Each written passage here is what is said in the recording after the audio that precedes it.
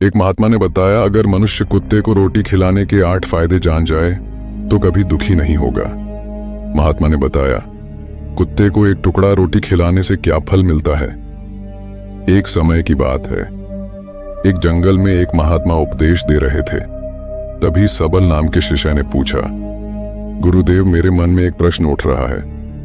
महात्मा ने कहा, भन्नते निसंकोच होकर पूछो, आपके मन में वह कौन सा प्रश्न उठ रहा है। तब सबल ने कहा, गुरुदेव, मैं यह जानना चाहता हूं कि कुत्ते को एक टुकड़ा रोटी खिलाने से मनुष्य को कौन सा फल मिलता है।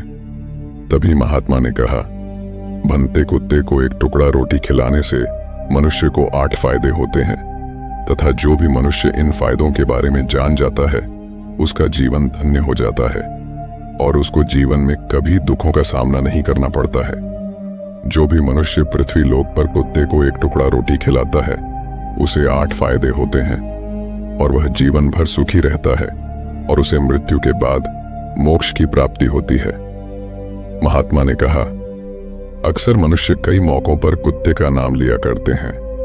किसी को गाली देते समय भी मनुष्य की जुबान पर कुत्ते का नाम आता है। मनुष्य गाली आदमी को देता है परंतु नाम कुत्ते का बदनाम होता है। तो क्या कुत्ते का जीवन इतना गया गुजरा है। भगवान बुद्ध ने कहा, एक समय की बात है, एक काले रंग का कुत्ता था। वह बहुत ही लाचार था और भूखा प्यासा था। वह गांव में सभी के घर घर जाता था परंतु उसे कोई भी व्यक्ति रोटी का एक टुकड़ा भी नहीं देता था। वह भूख के मारे इधर उधर घूमता रहता। एक दिन वह गांव के बाहर नदी के किनारे एक ऋषि के आश्रम पर पहुंच गया और ऋषि से कहने लगा, हे मुनिवर, मुझे लगता है आप बहुत ही विद्वान तथा ज्ञानी हैं, इसीलिए मैं भूखा प्यासा आपके पास आया हूं। कृपा करके आप मुझे एक टुकड़ा रोटी का दे दीजिए जिसे मैं खाकर अपनी भूख को शांत कर लूं। तभी वह ऋषि कहता है, हे स्वान, क्या तुम्हें गांव में एक टुकड़ा रोटी का किसी ने नहीं दिया जिसे तुम खाकर अपनी भूख मिटा सको। महात्मा ने कहा, भन्नते, वह कुत्ता ऋषि से कहता है, हे मुनिवर, मैं आपको क्या बताऊं, आप मेरी बातों पर विश्वास नहीं करोगे। तभी वह ऋषि कहता, हे स्वान, तुम बताओ, तुम्हारी बातों पर मैं विश्वास अवश्य करूंगा। मुझे तुम बहुत ही लाचार दिखाई पड़ते हो। तभी वह कुत्ता कहता है, ठीक है मुनिवर, मैं तुम्हें अपनी बीती बताता हूं। महात्मा ने कहा, कुत्ता ऋषि से कहता है, हे मुनिवर, दुनिया के लोगों, हम पर रहम करो। हमारा कोई घर नहीं होता है, कोई आसरा नहीं होता है। कमाकर खाना हमें नहीं आता है। हमें वस्त्र भी पहनने का ज्ञान नहीं है, इसलिए सर्दी, गर्मी और बरसात में हम ऐसे ही घूमते रहते हैं। हमें पढ़ना लिखना भी नहीं आता। महात्मा ने कहा, वह कुत्ता कहता, मुनिवर, आपकी तरह हमें अनुशासन नहीं आता, हमें आपकी तरह बोलना नहीं आता। यह हमारा दुर्भाग्य ही समझिए, परंतु हमें आपकी तरह भूख भी लगती है। चोट लगने पर हमें आपकी तरह पीड़ा भी होती है। हमें आपकी तरह रोना भी आता है। बस इन्हीं 3 कामों में हम आपकी बराबरी करते हैं, इसलिए हम पर दया दिखाइए। हमें और कष्ट मत दीजिए। ईश्वर ने तो हमें वैसे भी कष्ट देकर ही भेजा है, ऊपर से आप लोग हमें परेशान करते हैं। हम आपकी तरह मनुष्य नहीं हैं, हम पराधीन जीव हैं। जब हमारा जन्म हुआ उस समय हमारे आंख कान बंद थे। कह नहीं सकते कि उस समय आपके जन्म पर जैसे नाच गाना होता है, बाजे बजते हैं, खुशी मनाई जाती है। हमारे जन्म पर भी यह सब हुआ होगा। हमारे जन्म पर किसने खुशी मनाई होगी। हम जिस बिछौना पर थे वह रुई का नरम तो था, सर्दी बिल्कुल नहीं लगती थी। मैं मन में सोच रहा था कि किसी बड़े घर में पैदा हुआ हूं, लेकिन जब हमारी आंख खुली तो मैंने देखा कि हमारी माँ, जिसे आप लोग कुतिया बोलते हो, वह अपने 5 बच्चों को छाती से चिपका कर एक राख के ढेर में पड़ी थी। हम 5 भाई थे, बाकी 4 भाई तो लाल और भूरे रंग के थे। मैं अकेला ही काले रंग का था। सबसे छोटा मैं ही था, इसलिए कमजोर था।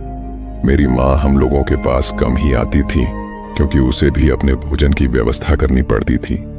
यदि वह ना खाती तो हमें दूध कहां से पिलाती। उस एक माँ पर हम 5 भाई निर्भर थे। वह बेचारी अपने भोजन के लिए इधर उधर दौड़ती रहती थी। कभी भोजन मिल भी जाता था, कभी नहीं भी मिलता था, लेकिन वह हमेशा हम 5 का बड़ा ख्याल रखती थी। आखिर वह हमारी माँ थी।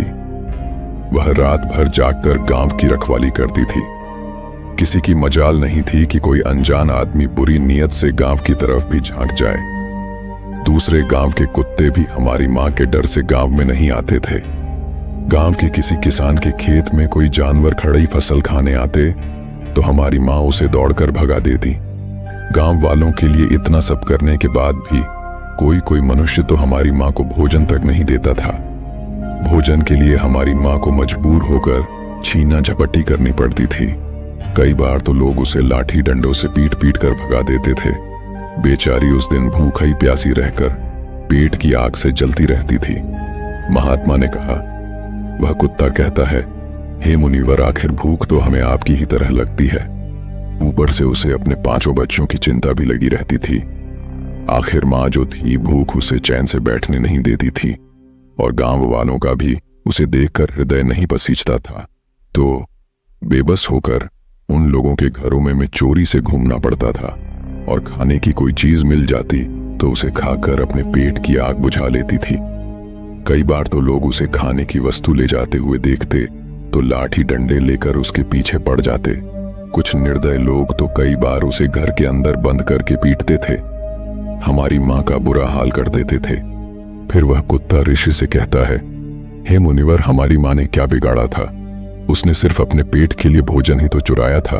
चोरी करने का हमें कोई शौक नहीं है, पर पापी पेट हमें यह सब करने के लिए मजबूर कर देता है। एक दिन की बात है, बड़ी जोरदार बरसात हुई, ओले पड़े थे, ठंडी हवा चल रही थी। उस ठंड में ठिठुरकर हमारे 3 भाई मर गए। उस दिन हमारी मां बहुत रोई थी, लेकिन मनुष्य हमारी पीड़ा को नहीं समझे क्योंकि उसके बच्चे थोड़े ही मरे थे। फिर वह कुत्ता कहता है, हे मुनिवर, अब हम सिर्फ 2 भाई रह गए थे। हमारी मां हम दोनों की अच्छे से देखभाल करने लगी थी। फिर एक दिन उसी गांव में ठाकुर साहब के घर पर दावत चल रही थी और अनेक प्रकार की मिठाइयां बन रही थीं। ठाकुर साहब के घर काफी मेहमान आए हुए थे। हमारी मां कुछ खाने की तलाश में बार बार उधर जाती, लेकिन लोग उसे दुत्कार कर भगा देते थे। किसी को उस पर इतना भी तरस नहीं आया कि एक रोटी उस बेचारी को खाने को फेंक दे। एक रोटी से उनका क्या बिगड़ जाता। मेरी मां बार बार जाती और वहीं खड़ी खड़ी देखती रहती थी। ठाकुर साहब के आंगन में दावत खाने का सिलसिला चालू हुआ। भोजन परोसा जाने लगा। मेरी मां भी वहीं जाकर पूछ हिलाने लगी।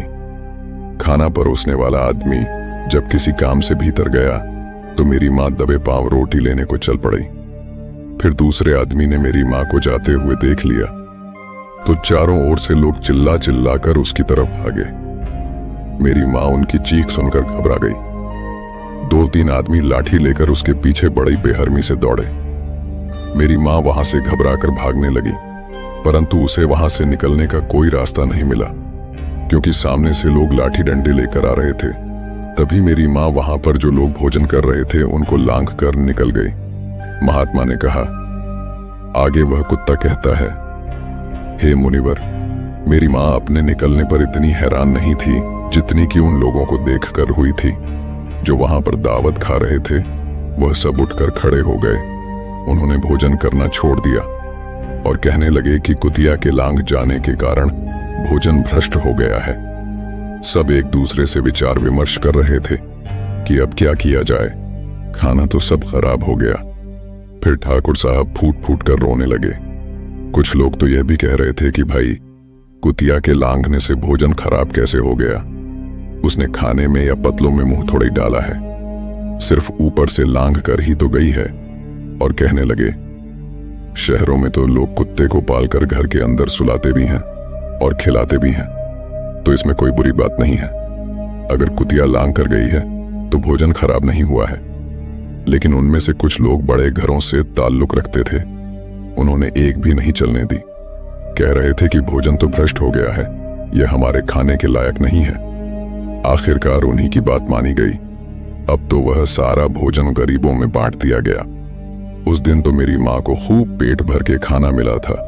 ऐसा सुख उसने जीवन में कभी नहीं पाया था, लेकिन वह सुख उसके लिए बड़ी मुसीबत बन गया। वह भोजन करके वहां आराम से लेटी ही थी, उतने में वह ठाकुर डंडा लेकर वहां आ पहुंचा और उसे बुरी तरह से पीटने लगा। उसे बाहर भागने का भी कोई अवसर नहीं मिल पाया। डंडों की चोट से वह बुरी तरह से चिल्लाने लगी। माँ का विलाप सुनकर पत्थर भी पसीज जाता है, पर उस निर्दय को उस पर जरा भी रहम नहीं आया।